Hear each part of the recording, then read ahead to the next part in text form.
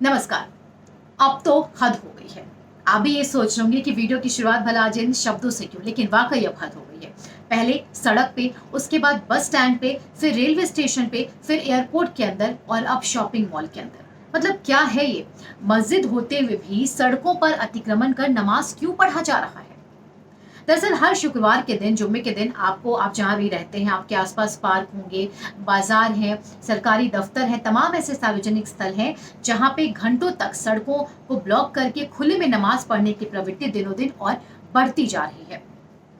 और इस दौरान वहां पे चाहे वो पुलिस की गाड़ियां हो, एम्बुलेंस हो या फिर वहां पे फायर ब्रिगेड की गाड़ियां ही क्यों ना हो, वो वहां पे घंटों फंसी रहती हैं। वो टस से मस नहीं हो सकती हैं क्योंकि आगे उनके पास जाने के लिए रास्ता है ही नहीं, क्योंकि रास्ते को नमाज पढ़ने की वजह से ब्लॉक कर दिया गया। आप ये सोचिए कि उस एम्बुलेंस में या तो मरीज हो सकता है जिसको तुरंत इलाज की जरूरत होगी, या फिर उस एम्बुलेंस को कहीं जाना होगा जहां पे उसे मरीज को लेकर अस्पताल पहुंचाना होगा। मतलब इन चीजों को दरकिनार करते हुए रास्ते को ब्लॉक करके घंटों वहां पे नमाज पढ़ी जा रही है। और ये एक दो दिनों की बात नहीं, ये लगातार इस तरीके की तस्वीर हमारे सामने आ रही है।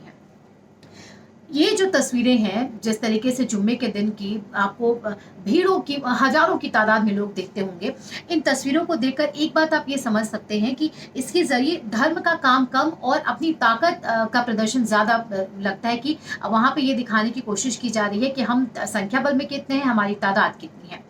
एक रिपोर्ट आपके साथ साझा करने चाहूंगी, आप गूगल करेंगे तो आपको मिल भी जाएगा।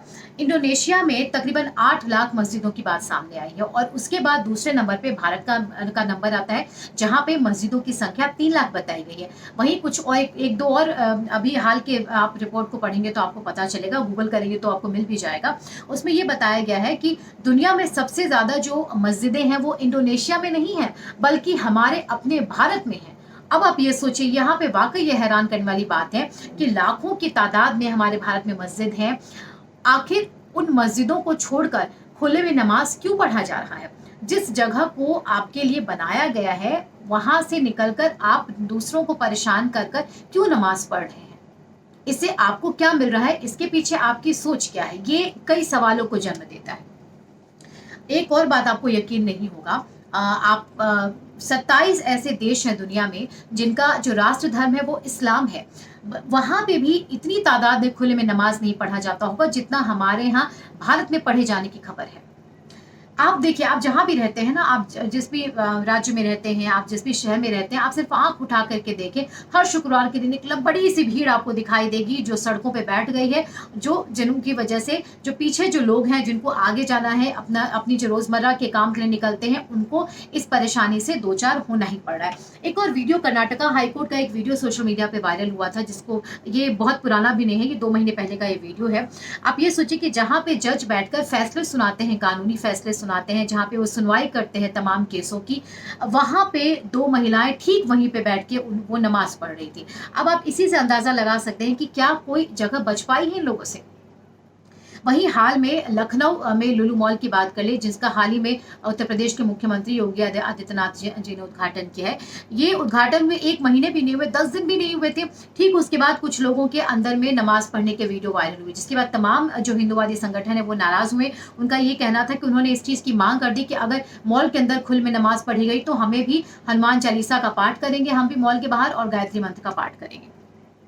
लेकिन कहाँ कहाँ रुका जाए, इसके ठीक तकरीबन 1-2 दिनों के बाद ही, पिछले इसी जुम्मे के को लखनऊ के चारबाग स्टेशन पे इतनी संकड़ी वो गली थी, रास्ता था, जहाँ पे रेलवे स्टेशन का ये की जगह है, वहां पे एक शख्स को नमाज पढ़ते देखा गया, जिसका वीडियो वायरल हुआ, कहा सुनी हुई, जिसके बाद ये सोशल मीडिया पे ये वीडियो वायरल हुआ था।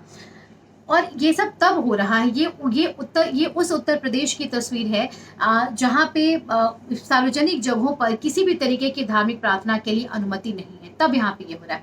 इस बीच दुख ये भी होता है उन लोगों के बारे में सोचकर जो अपना ज्ञान देने का सोचते हैं, स्पेशली जब हिंदू पर्व आते हैं, जब हिंदुओं के त्योहार आते हैं, तो उन लोगों के ज्ञान कुछ ज्यादा ही बाहर सामने आते हैं।